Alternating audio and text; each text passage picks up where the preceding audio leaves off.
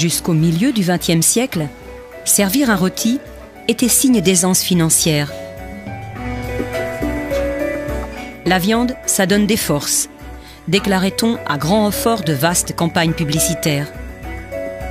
Aujourd'hui, une chose est sûre, la viande est devenue une marchandise de masse, bon marché, accessible à toutes les bourses. Chaque année, pour assouvir les plaisirs gustatifs des habitants de la planète, la somme inimaginable de 250 millions de tonnes de viande est consommée sous toutes ses formes, que ce soit grillée, en charcuterie ou autre, avec des conséquences dramatiques pour le climat, l'environnement, les animaux, mais aussi les hommes.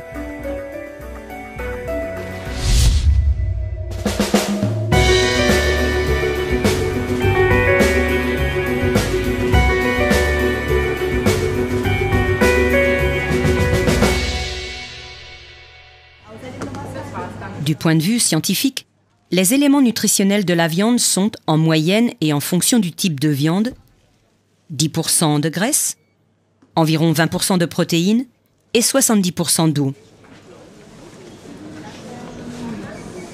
auxquels s'ajoutent du fer, du potassium, du sodium, ainsi que les vitamines A, B, D et K. Des éléments dont l'organisme a besoin pour vivre. Est-ce que cela signifie pour autant que la consommation de viande est bonne pour la santé?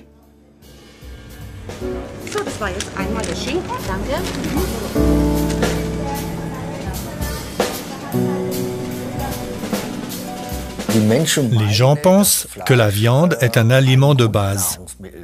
Pour pouvoir manger un morceau de viande, il faut tout d'abord tuer un animal. C'est un travail et rien de plus, pas de sentiment. Lors d'une consommation habituelle de viande, même s'il s'agit de viande de qualité supérieure, on absorbe inévitablement des substances nocives.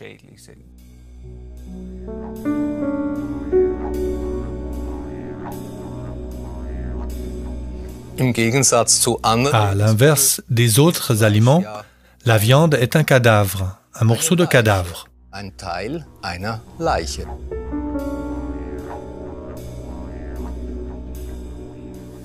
La viande vient toujours d'un être vivant, d'un être de la création. Lorsque nous mourons, notre chair se durcit. C'est ce qu'on appelle la rigidité cadavérique. Après un certain temps, elle s'assouplit à nouveau. En termes de boucherie, on parle de viande rassie, c'est-à-dire que la viande est à nouveau assez tendre pour être consommée.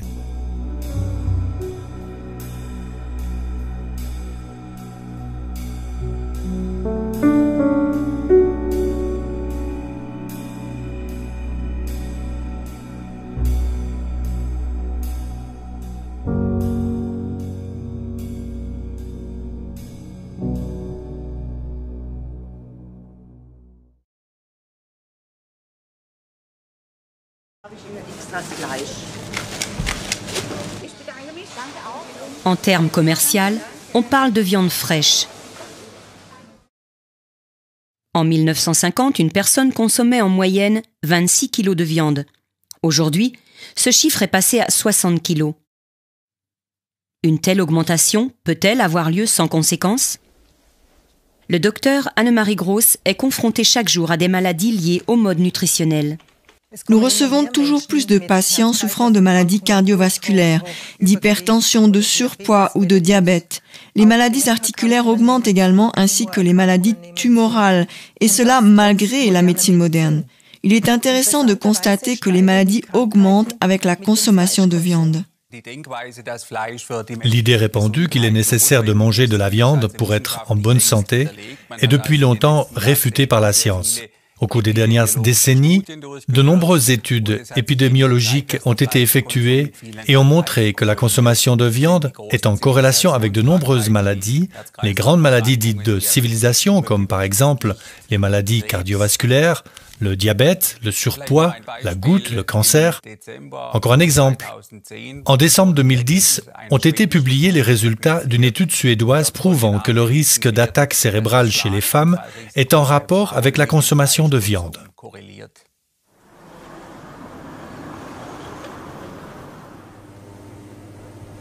Le docteur Hans-Günther Kugler dirige un laboratoire d'analyse en micronutriments.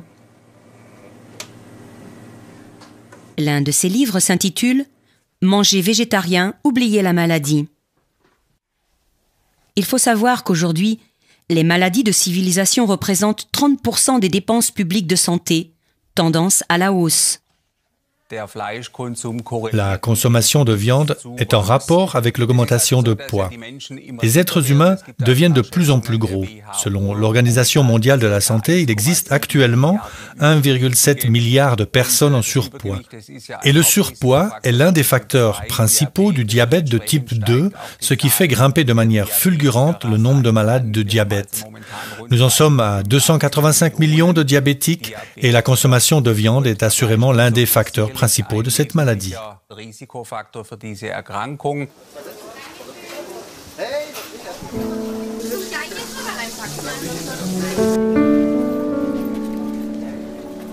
Le professeur Klaus Leitzmann a étudié pendant plusieurs années les conséquences de notre mode nutritionnel sur la maladie et la santé. Ce directeur émérite de l'Institut des sciences de la nutrition de Gießen en Allemagne est l'auteur de différents ouvrages dont certains font référence en matière de nutrition humaine. D'une manière générale, on peut constater que les produits animaux contiennent en partie des substances défavorables à l'organisme humain compte tenu de son style de vie actuel. Le cholestérol est livré exclusivement par les produits animaux et les acides gras saturés se trouvent également en majeure partie dans les produits animaux. En moyenne, ces produits contiennent également plus de purine qui, à travers le métabolisme, peuvent générer la goutte. Dans mes consultations, je remarque très souvent le rapport existant entre les maladies articulaires et une consommation élevée de viande.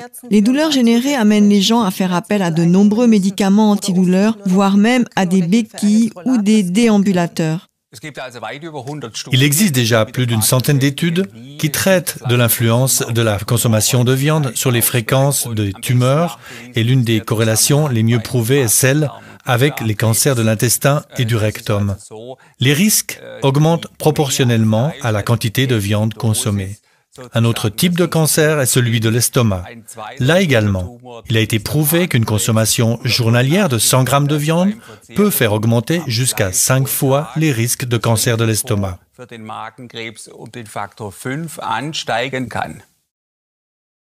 L'Argentine et l'Uruguay font partie des plus grands pays producteurs et consommateurs de viande de bœuf de cette terre. Ces deux pays montrent également les taux les plus élevés de cancer du sein et de l'intestin. Ce n'est pas une preuve, mais un indice. Le docteur Hans-Günther Kugler éclaire les causes éventuelles. Différentes substances favorisent la croissance de tumeurs, comme par exemple le fer héménique, présent dans la viande, qui favorise la formation de radicaux libres, qui, à leur tour, endommagent l'ADN. Il existe également certains composés chimiques, les amines hétérocycliques aromatiques, qui se développent, par exemple, dans la viande grillée ou frite. Ces composantes conduisent à des mutations de notre matériel génétique, pouvant déclencher des cancers. La viande, un facteur de risque de développement de tumeurs, de la goutte et du diabète. La consommation de viande peut également influencer de manière négative la mémoire. Il existe des indices selon lesquels la consommation de viande irait également de pair avec les risques de la maladie d'Alzheimer. On a pu constater que les personnes souffrant de démence consommaient en moyenne plus de viande que celles qui ne sont pas touchées par cette maladie.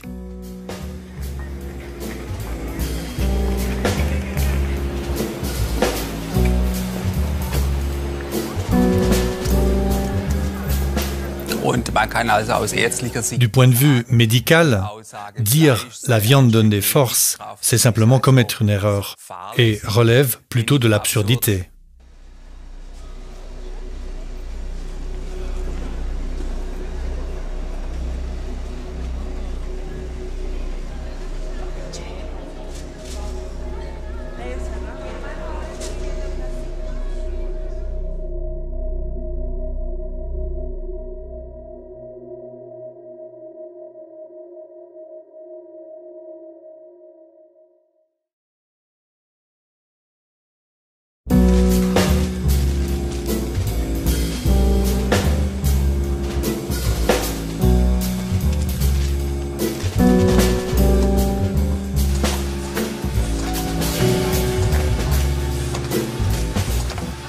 La demande de viande continue à augmenter de manière impressionnante. Actuellement, dans le monde entier, 250 millions de tonnes de viande sont consommées par an. Selon une estimation de la FAO, l'Organisation des Nations Unies pour l'alimentation et l'agriculture, ce chiffre sera multiplié par 2 en 2050. Henning Steinfeld est directeur du secteur de la politique d'élevage. L'augmentation de la demande de viande est conditionnée par l'augmentation constante de la population. Pourtant, la viande est particulièrement peu adaptée à répondre aux besoins alimentaires de la population mondiale qui augmente. À cette demande croissante, on répond avec des animaux nourris, la plupart du temps avec des céréales. Dans ce processus, on peut dire que la transformation de céréales en viande est particulièrement inefficiente. Cela entraîne des pertes et fait en sorte qu'aujourd'hui, plus d'un tiers de la production céréalière mondiale soit utilisée pour l'élevage. Pour la production d'une calorie animale, sont utilisées jusqu'à 30 calories végétales. De plus, la plus grande partie de cette énergie fournie par la nourriture est perdue dans le métabolisme de l'animal, à 90% chez les bœufs, par exemple. Sans passer par l'estomac de l'animal, la même quantité de soja et de céréales pourrait nourrir 10 fois plus de personnes.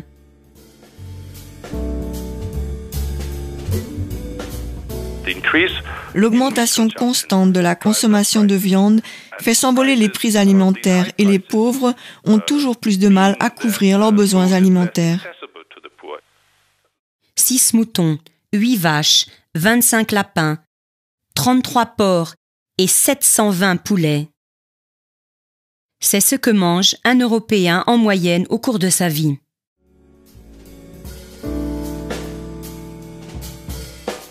Pour nourrir ces animaux, des céréales et du soja sont importés de pays comme le Brésil ou l'Argentine. Ces mêmes pays dans lesquels la population doit lutter contre la pauvreté.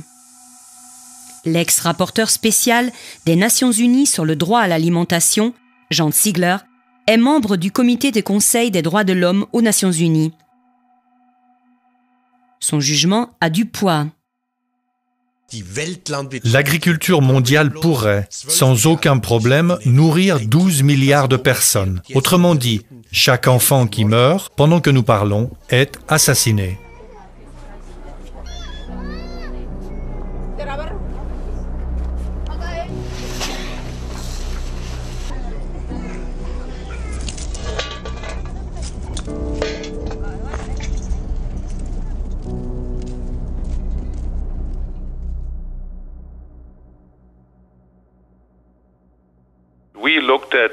Nous avons étudié les conséquences de la production animale globale sur l'environnement et tout particulièrement sur les émissions de gaz à effet de serre, la consommation d'eau et la variété des espèces. Dans son ensemble, l'élevage est responsable de l'équivalent de 7,1 tératonnes, c'est-à-dire plus de 7 milliards de tonnes de CO2. À l'époque de cette étude, cela représentait 18% de l'ensemble des gaz à effet de serre produits par les hommes. Ce qui pèse le plus sur la balance, l'élevage est responsable d'une grande partie du déboisement mondial. 70% des terres déboisées d'Amérique latine sont transformées en prairies pour les bovins.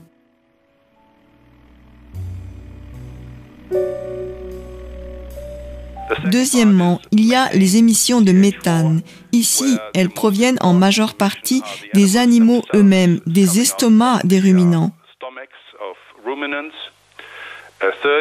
Et troisièmement, il y a les oxydes d'azote, des gaz au potentiel à effet de serre 3 fois plus destructeurs que le dioxyde de carbone ou le CO2.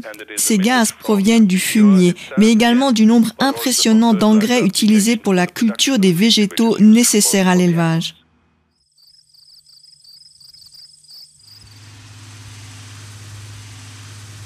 En 2006, Steinfeld publie le rapport des Nations Unies intitulé « Les longues ombres de l'élevage », grâce auquel le monde entier prend pour la première fois connaissance de l'importance de la part de l'élevage dans la production des gaz nocifs pour l'atmosphère. En matière d'émissions annuelles de gaz, une vache moyenne européenne peut être comparée à une voiture de classe moyenne. La production d'un kilo de viande engloutit 20 000 litres d'eau et 50 mètres carrés de forêt vierge sont arrachés irrémédiablement. La pollution qui incombe à la production d'un kilo de viande correspond à celle d'un déplacement en voiture de 250 km. En raison de quoi, ceux qui s'engagent pour la protection du climat réclament l'arrêt des subventions publiques allouées à la production de viande. Edmund Haferbeck, conseiller scientifique de PETA, l'association de défense des droits des animaux, critique depuis des années qu'en maintenant le taux de TVA rabaissé de la viande, l'État en favorise la consommation. En Allemagne, par exemple, le taux de TVA sur la viande est de 7% au lieu de 19%.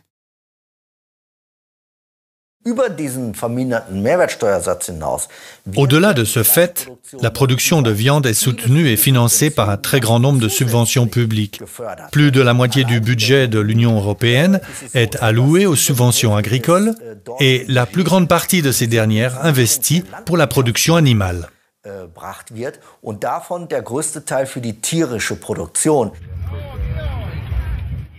Toujours plus de concitoyens expriment à haute voix leur désaccord avec la politique agraire actuelle.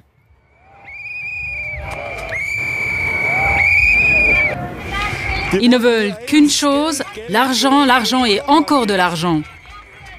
Seul celui qui par son travail s'engage socialement et écologiquement devrait recevoir des subventions. L'État allemand ne devrait plus avoir le droit de financer l'élevage intensif comme c'est le cas avec sa politique agraire. La viande est pire que l'alcool. La viande est pire que les cigarettes. La viande est pire que les alcools forts et c'est la raison pour laquelle, tout à fait logiquement, la TVA sur la viande devrait être augmentée. Les gens pensent que la viande est un aliment de base, c'est-à-dire qui appartient à l'alimentation de base de l'être humain. C'est une croyance erronée, une fausse information. Un tribunal allemand de haute instance a même constaté que, je cite, « La viande n'est pas un élément nécessaire à l'alimentation humaine ». La viande n'est pas un aliment en soi puisqu'elle n'est pas nécessaire pour vivre. Elle devrait donc être considérée comme ce qu'elle est, un produit dit de luxe comme le tabac ou l'alcool. La FAO, l'Organisation des Nations Unies pour l'alimentation, dans son rapport annuel de 2009, demande l'instauration d'une taxe sur la viande. C'est une des possibilités de s'assurer que les producteurs dont les activités nuisent à l'environnement portent la responsabilité de ces nuisances.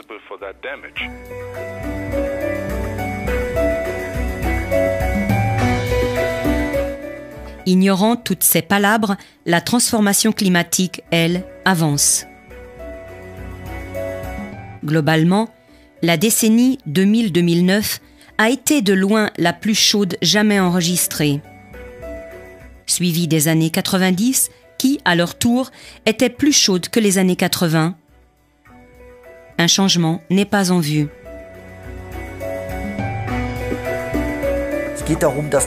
Regardons les choses en face. La planète bleue est en train d'être détruite par la production de viande. Cela est prouvé scientifiquement. Nous devons changer de cap, sinon le pronostic est sombre.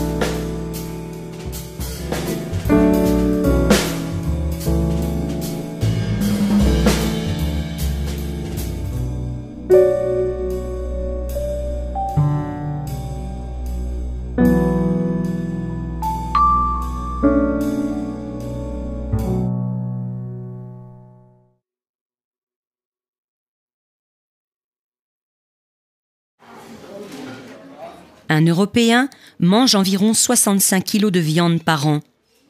Mais que faut-il pour que le steak arrive dans son assiette? Edmund Afferbeck décrit ce qui se passe dans les stalles et les élevages industriels. Lorsqu'on va dans ces entreprises où sont tenus plusieurs dizaines de milliers d'animaux, par exemple des dindes ou des poulets, pour ce qui est des porcs, ils se comptent aussi par milliers, lorsque l'on entre dans ces bâtiments, on voit clairement pourquoi on parle d'élevage intensif ou d'élevage industriel.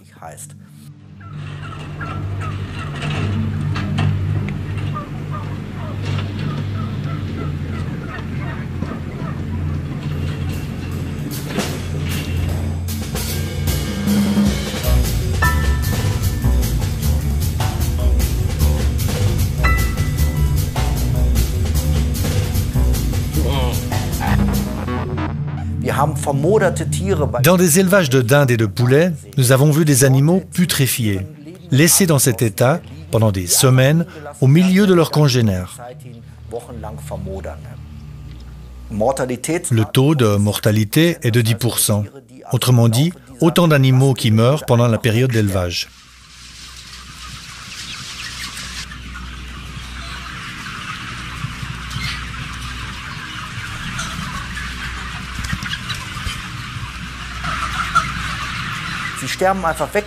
Ils meurent et sont laissés là, sur le sol. Des animaux aux plaies ouvertes, par exemple dans les élevages de porcs, des plaies dues au fait qu'ils se blessent sur ce sol tubulaire. Puis, il y a le cannibalisme. Rongés par l'ennui, les animaux se mordent constamment la queue ou le moignon qu'il en reste. Ils mordillent jusqu'à la formation de plaies. Nous avons vu des porcs avec des plaies ouvertes au rectum. Pour de telles entreprises, des frais de vétérinaire ne sont pas rentables. Alors ces animaux ne reçoivent pas de soins.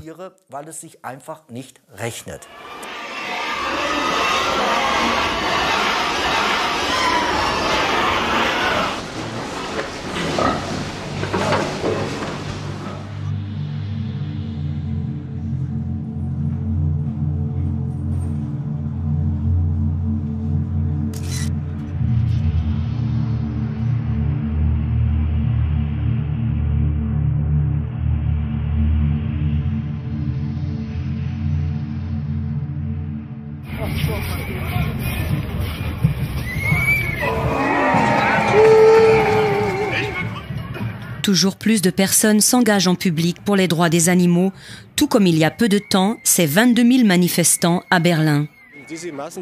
Ces élevages industriels sont de la pure torture, une horreur, tout comme le fait que l'on donne cette viande à manger aux humains d'ailleurs. Je dois dire, je ne trouve pas de mots pour exprimer cela.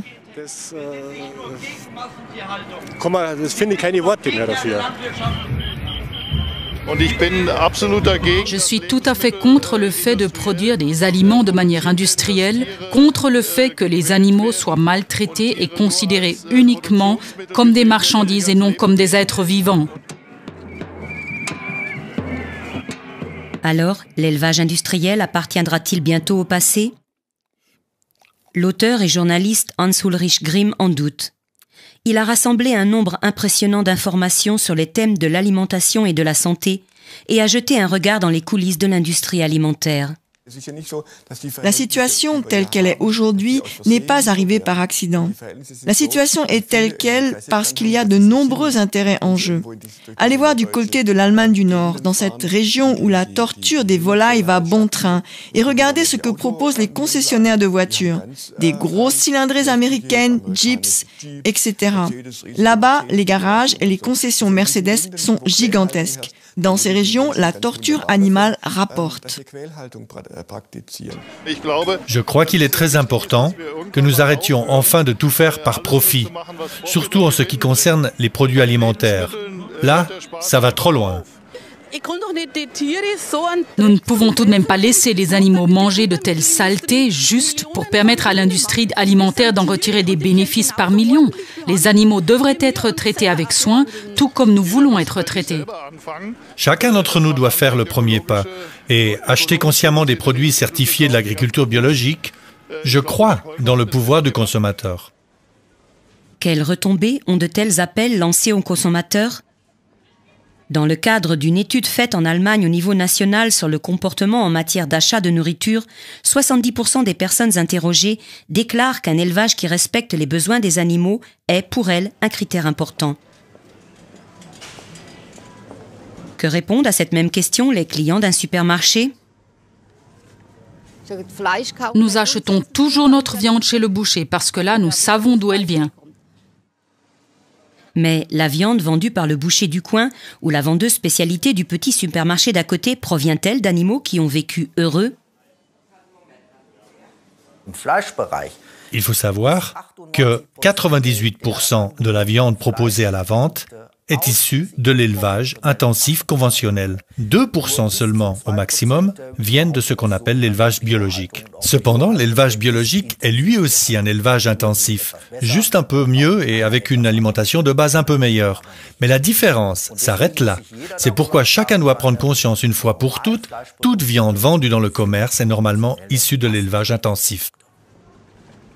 Le comportement d'achat serait-il différent si, sur l'emballage, on voyait des images de l'horrible réalité au lieu d'animaux guillerets? Que pensez-vous de cette proposition?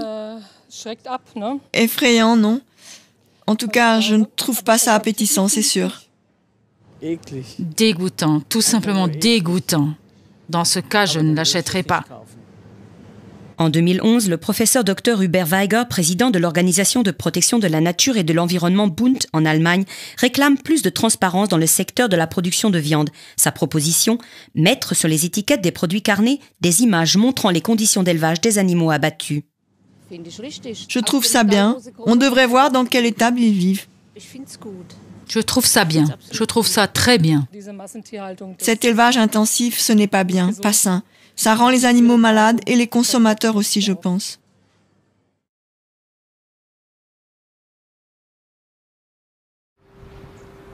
À l'abri des regards, dans les abattoirs, la vision de l'abattage réglé et efficace est épargnée aux consommateurs. Hubert Liebertz était boucher. Il décrit en détail le déroulement de l'abattage porcin. Le déroulement normal est le suivant.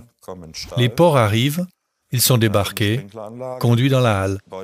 Alors ils sont mis dans des gondoles métalliques qui, à la chaîne, les plongent brièvement dans une fosse à gaz, le gaz de la mort. Avant, on faisait ça avec une tenaille électrifiée. Les porcs étaient tout d'abord arrosés, puis ils rentraient et étaient anesthésiés avec la tenaille. Une décharge électrique, on comptait jusqu'à 23 secondes, suffisent. Puis les animaux étaient accrochés par les pattes arrière. La station suivante était la saignée.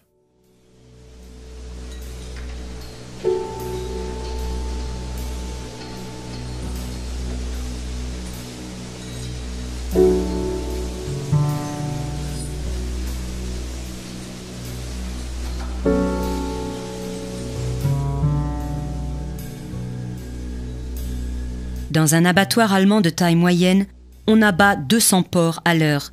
Le déroulement du travail est rationnel et structuré. Halle d'arrivée des bestiaux, halle d'abattage, chambre froide et récupération des abats. Toutes les étapes sont à proximité directe les unes des autres. Puis, ils passaient par l'échauffage, où ils étaient plongés dans un chaudron d'eau chaude, pour ainsi dire, avant de passer à l'épilage, l'élimination des poils par des racleurs. Puis, ils passaient au flambage, dans lequel les flammes au gaz éliminent les derniers poils. Ensuite, venaient l'éviscération, c'est-à-dire que les porcs étaient accrochés la tête en bas par l'une des pattes arrière et étaient éventrés pour ouvrir l'animal. Les pattes aussi sont écartées pour faciliter le retrait des abats. C'est également pendant cette étape que la langue était également tranchée en partie, de sorte qu'elle pendait à l'extérieur. Les yeux arrachés et les oreilles également coupées. Ensuite, les animaux étaient vidés.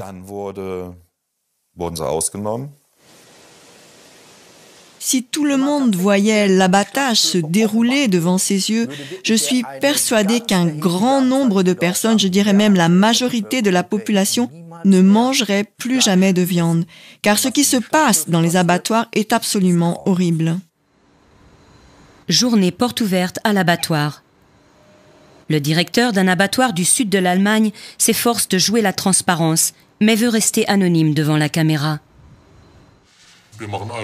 Une fois par an, nous organisons une fête à l'abattoir, une fête familiale pour justement initier les familles au thème de l'abattage.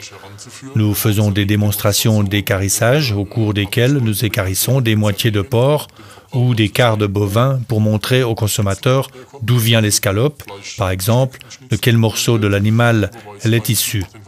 Je crois qu'il n'y a pas beaucoup d'intérêt à confronter le consommateur au thème de la mort de l'animal. Ce sera un peu délicat, on ne veut pas trop.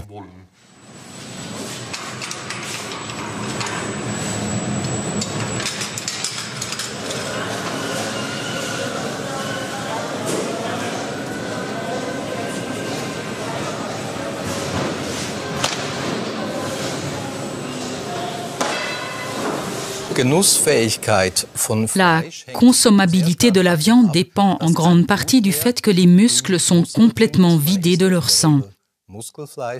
D'une manière générale, ce sont les muscles qui composent la viande consommée. C'est pourquoi l'animal n'est pas complètement tué avant d'être saigné. On parle d'anesthésie. En fait, on détruit certaines cellules du cerveau. Chez les bovins, ici en haut, dans la région du front. Puis on accroche l'animal par la patte arrière, on lui tranche la carotide et on laisse le cœur évacuer tout le sang grâce au pompage qu'il effectue encore. C'est une étape très importante dans la pratique de la boucherie car si toutes les veines ne sont pas vidées, la viande sera pratiquement immangeable.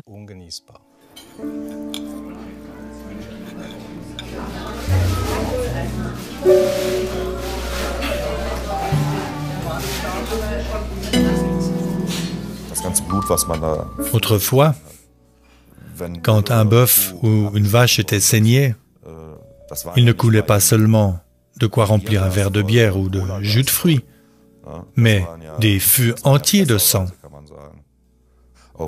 Lorsque j'étais apprenti et qu'on saignait 2 vaches, on pataugeait littéralement dans le sang jusqu'aux chevilles. Il faut savoir que la mort appartient au processus de production alimentaire. Cela fait partie de la vie. Nous ne faisons rien d'immoral, de non éthique. Nous produisons des aliments de la plus haute qualité au service du consommateur, des aliments sains, sans danger. Dans cette optique, pour moi, le sang qui coule représente une part de ce processus.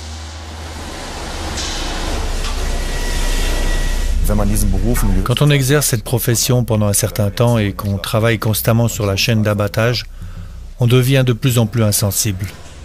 On perd tout simplement sa sensibilité.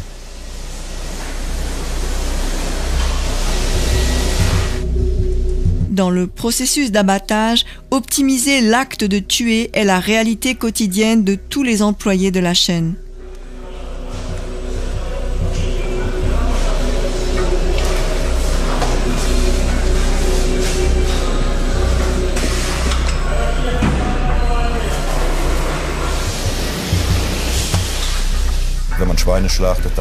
Lorsque l'on abat les porcs, ils hurlent. Et lorsque les vaches te regardent dans les yeux, avec leurs grands yeux, il y a bien 1 ou 2 fois où l'on se dit « Non, je ne vais pas pouvoir faire ça longtemps ». Alors, soit tu continues, et tu vas jusqu'au bout comme la plupart, soit tu arrêtes. Évidemment, on voit l'argent qu'on gagne. Ce n'est pas peu. Mais d'autre part, il faut compenser. La plupart ont commencé à boire. Autrefois, un très grand nombre avaient des problèmes d'alcool.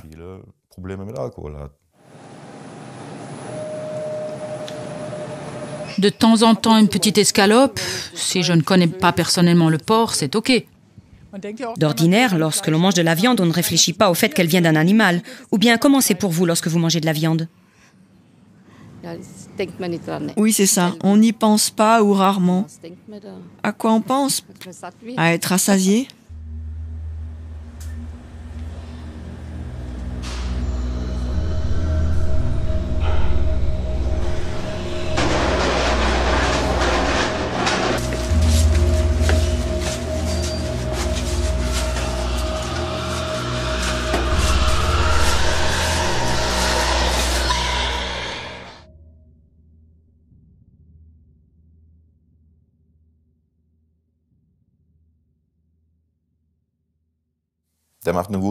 Il fait de la bonne musique, mais je n'y crois pas trop. Parce que la plupart des gens ont tendance à refouler les choses. On voit régulièrement à la télé ce qui se passe dans les abattoirs. En fait, les gens devraient se dire « Mon Dieu, tout ça, c'est de la vraie torture !» Et que se passe-t-il? Rien.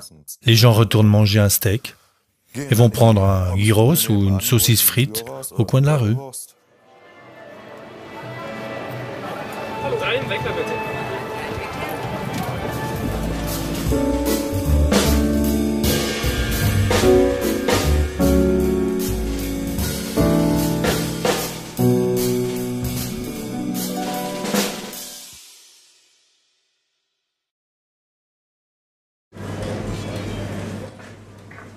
La viande bio est-elle une alternative? En tout cas, l'étiquetage bio promet de meilleures conditions d'élevage, des animaux mieux nourris et moins de substances nocives dans le produit fini. La demande a augmenté tout particulièrement après les scandales de la dioxine et des antibiotiques. Notre conscience a-t-elle pour autant raison d'être tranquillisée? La viande bio reste de la viande. La viande est toujours un produit venant d'un être de la création, du règne animal, qui, même s'il a été élevé selon des critères bio, n'en est pas moins abattu pour sa chair. Nous sommes allés visiter quelques boucheries campagnardes dans lesquelles les animaux bio sont abattus de manière bio. Et nous avons constaté que la méthode d'abattage est exactement la même. Les appareils et les techniques d'abattage sont les mêmes, qu'il s'agisse d'animaux d'élevage, conventionnels ou bio. À l'abattage, il n'y a pas de différence pour ces bovins et ces porcs. Le matériel génétique du porc est à 98% semblable à celui de l'être humain. De ce point de vue, il devient intéressant pour l'homme en tant que livreur d'organes. On reconnaît au porc l'intelligence d'un enfant de 3 ans. Il pleure, ressent la tristesse et la peur. On ne peut pas torturer les animaux et croire que la viande qu'on en tire serait bonne pour la santé. Il existe un principe simple, une loi de la nature très simple, que les sciences naturelles connaissent bien et qui dit « toute action engendre une réaction », c'est-à-dire la loi de cause à effet. La lutte contre la mort et l'angoisse qui le gagnent font monter en flèche les hormones de stress dans le corps de l'animal. Une étude faite en Grèce, l'étude Attica, montre un rapport concret entre la consommation de viande et l'angoisse. Cette étude a analysé les effets de la consommation de viande sur la psyché. Ainsi, il a été observé que chez les femmes, la consommation de viande est en rapport direct avec le taux d'anxiété. J'observe des choses similaires chez mes patients. Certains d'entre eux remarquent qu'ils sont plus irritables, plus agressifs lorsqu'ils mangent beaucoup de viande.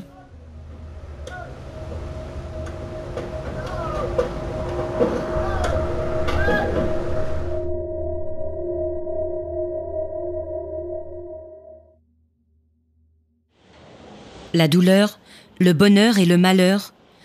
Hubert Liebertz a appris à connaître ce que ressentent les animaux. On abattait aussi des veaux. Ils étaient toujours passés en dernier.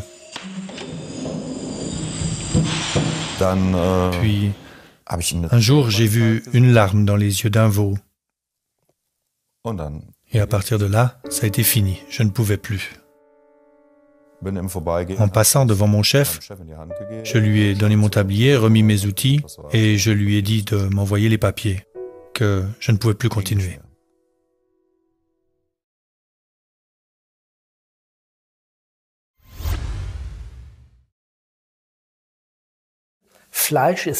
La viande est vitale pour les bouchers, mais pas pour le reste de la population. Aujourd'hui, de nombreuses personnes ont pris conscience des avantages d'un mode d'alimentation végétarien. Une étude menée en juillet 2010 par l'Institut de sondage EMNID rapporte que 51% des Allemands veulent manger moins de viande à l'avenir. Dans le monde entier, aux États-Unis et en Angleterre par exemple, mais également en Allemagne, de nombreuses études montrent que les végétariens sont en moyenne en bien meilleure santé. Puis il y a eu la célèbre étude du Centre de recherche allemand contre le cancer sur les végétariens et sur les effets de la consommation de la viande. Il a été mené sur plus de 21 ans et les résultats ont montré que la mortalité augmentait parallèlement à l'augmentation de consommation de viande. Les végétariens sont rarement en surpoids, ils ont rarement un taux de cholestérol élevé, leur tension artérielle est normale, leurs analyses du foie présentent de bien meilleurs résultats, en moyenne tout leur corps est en meilleure santé. Aujourd'hui, il y a longtemps que celui qui veut devenir végétarien n'est plus traité comme un marginal. On peut paner comme on a l'habitude de le faire, mais peut-on paner sans œufs ? La réponse est oui, et j'espère que je vais bien le réussir devant vous, parce que c'est possible. Les cours de cuisine végétarienne sont de plus en plus appréciés, mais beaucoup ont des difficultés à lâcher des habitudes alimentaires entretenues depuis des années. Christophe Michels donne du courage à ses élèves. Si vous avez été un gros mangeur de viande et que vous aimez les plats bien relevés, n'hésitez pas, grillez et assaisonnez autant que le cœur vous en dit. Cuisinez les légumes comme vous cuisiniez votre viande. Je vais vous le montrer. Ce qui fait le petit plus des grillades, et c'est le cas aussi pour la viande, c'est la croûte qui se forme. C'est elle qui donne l'arôme tant apprécié. Avec les légumes, on peut faire la même chose. On peut les mettre sur le grill, les frire, les paner. Toutes les fantaisies sont permises pour développer cet arôme qui n'est peut-être pas identique à celui de la viande, mais qui s'en rapproche beaucoup et qui, puissant en goût ou bien relevé, satisfera nos papilles. Mais l'être humain, autrefois chasseur et cueilleur, n'a-t-il pas toujours mangé de la viande ? Ici, les observations sont claires. Des 50 millions d'années en question, l'homme en a passé 45 à être exclusivement herbivore, fruits, feuilles, écorces, fleurs, noix. Sur ce point, les opinions sont pratiquement unanimes. Cette longue période d'évolution a bien sûr marqué notre anatomie, notre corps donc, mais également notre physiologie, notre métabolisme. Et lorsque l'on compare aujourd'hui les caractéristiques anatomiques et physiologiques de l'être humain avec, d'une part, celles d'un carnivore type du monde animal et d'autre part avec celles d'un herbivore type du monde animal, on constate que l'homme se range de toute évidence dans la catégorie des herbivores. C'est sans équivoque. J'ai toujours apprécié la bonne cuisine, autrefois carnée, aujourd'hui végétarienne. Le plaisir du palais n'en souffre pas le moins du monde. C'est très simple. Lexi.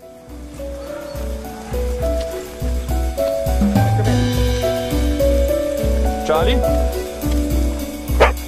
1 und 1 ist? Jo, feiner Jo. Hubert Liebertz a lui aussi laissé tomber la viande. Aujourd'hui, son menu se compose en majeure partie de plats à base de légumes. Son nouveau métier d'entraîneur de chiens lui a appris à comprendre les animaux. Komm mal hier, Schatz.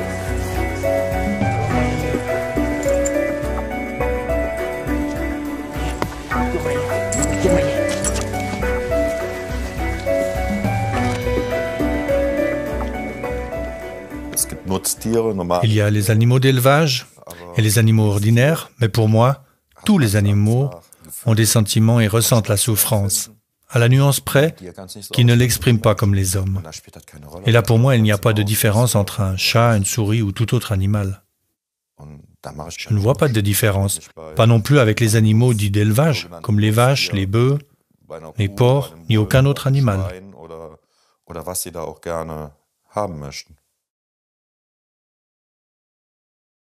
Il n'aime pas se rappeler son ancienne profession. Je suis très heureux de ne plus être boucher aujourd'hui. Je suis heureux de faire ce que je fais, je suis content et je me porte bien ainsi. Et pourquoi tu le portes? Il a des pattes, le chien. Oui, mais toute petite. Et maintenant, je dors bien la nuit.